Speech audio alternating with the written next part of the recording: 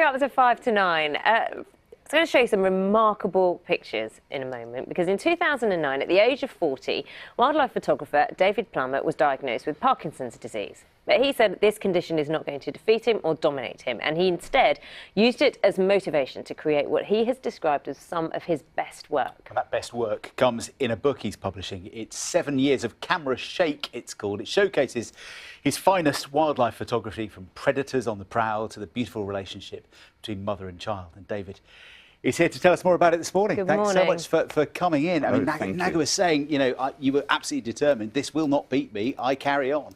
Yes, I mean, obviously at diagnosis you go through a dark period and an adjustment period, but I realised I had no control over anything that happened to me, but I had control of my reaction to it.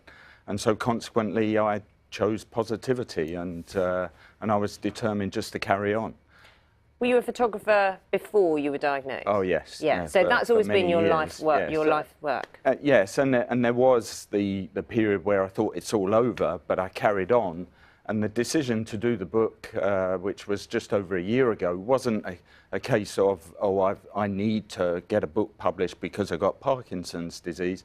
It was more a celebration that I've got Parkinson's disease, but I'm still going, and I'm now producing some of the best stuff I've ever done. And here it is. I mean, we're seeing some of the images here that you've gathered over the last few years. I mean, how has the Parkinson's affected your ability to take pictures? I mean, you call the book 7 Years of Camera Shake, and of course shaking is something that we associate with the condition. Yeah, the tremor is the more obvious symptom, but there are many others. Fatigue, you know, insomnia, various other things, and I just have to plan ahead.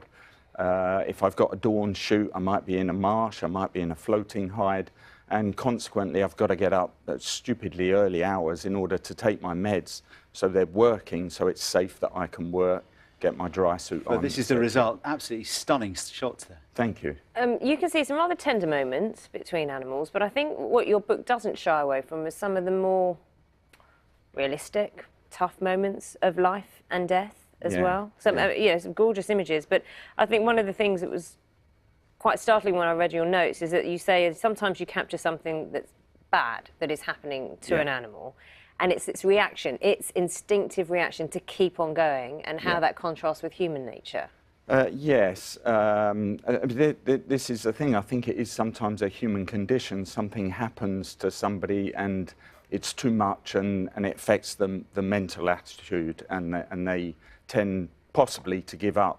But I did take inspiration from seeing animals that are hugely injured and a mess, but they just keep going. They just persist, and I think I've adopted that.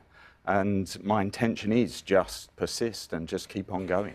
40 years old is quite young to be diagnosed with Parkinson's, isn't it? It is, yes. I think only 1 in 20 Parkinson's diagnoses are below 50, actually. But it is a very real thing, and it does have consequences because people that age tend to be working, more active at that period of their lives, and it can have deeper consequences because the drugs don't work forever. Right. A lot of the drugs, I mean, the main drug has not changed pretty much for 50 years. And this is a problem. There are some drugs that are out there that are used for other conditions which are not being made available to Parkinson's sufferers. How much do you think that the positivity in your decision to keep going, to push yourself, how important do you think that has been in helping you keep, or try to keep, on top of this as much as you can?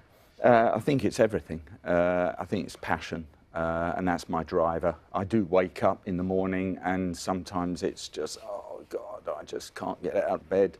And it is a case of, if I don't do it today, will I be able to do it tomorrow or next month?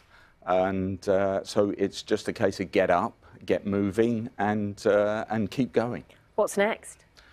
What's next? I have a real passion for owls, and a tawny owl is my favourite bird, and it is incredibly elusive, and I'm going for nocturnal flights of tawny owl in flight, coming in just for the kill.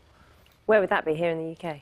In the UK, yeah. I do travel all over the world, but I live in a beautiful part of And my fascination with wildlife is just as strong here as it is abroad.